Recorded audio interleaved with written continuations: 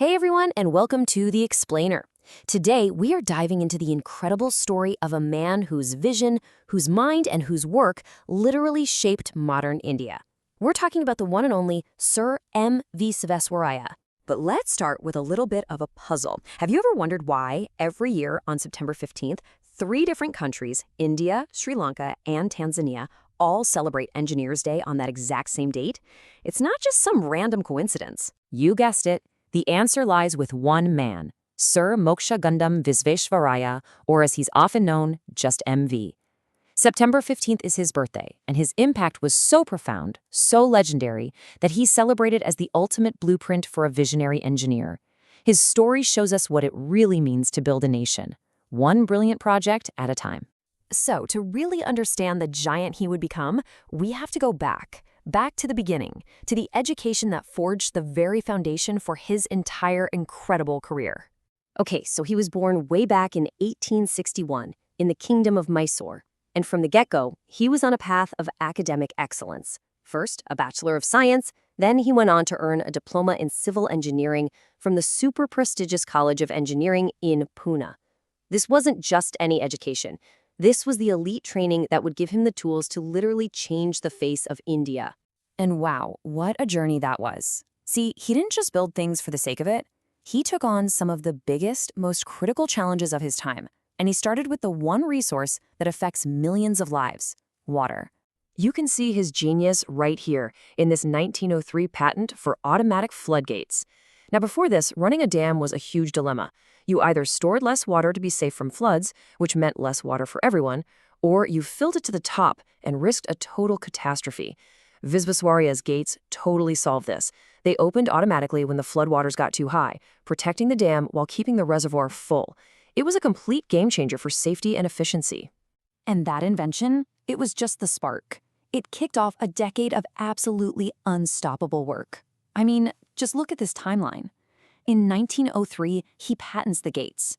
Just 4 years later, he's sent all the way to Aden to design their water system. Then 1909 hits, a massive year where he designs Hyderabad's entire flood protection system and gets appointed chief engineer of Mysore. The man was on fire. And really, that Hyderabad project, that's what made him a legend. The city of Hyderabad was constantly being hammered by these devastating floods from the Musi River.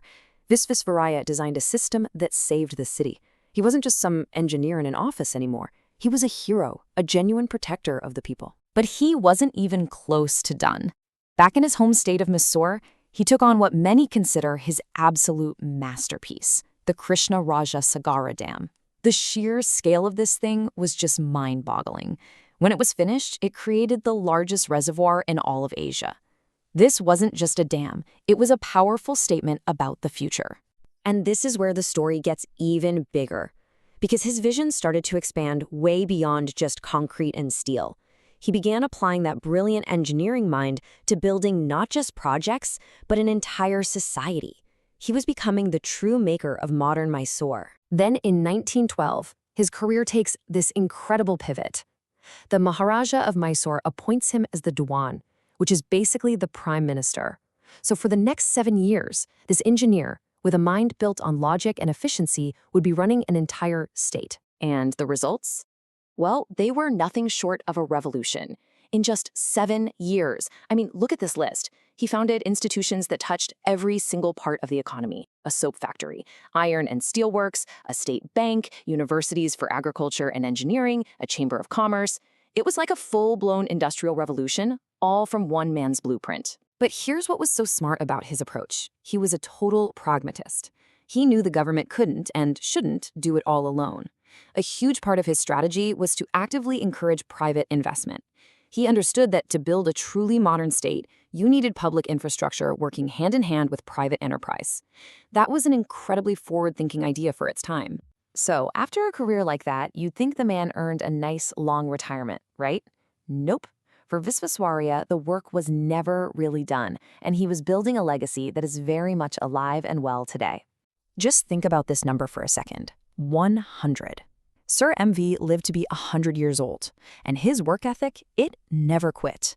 Well into his 90s, he was still on the ground, advising on huge national projects. His dedication wasn't just for a career, it spanned a lifetime. And his contributions were so massive, so undeniable, that they transcended politics and time. This slide says it all, really. In 1915, the British Empire knighted him.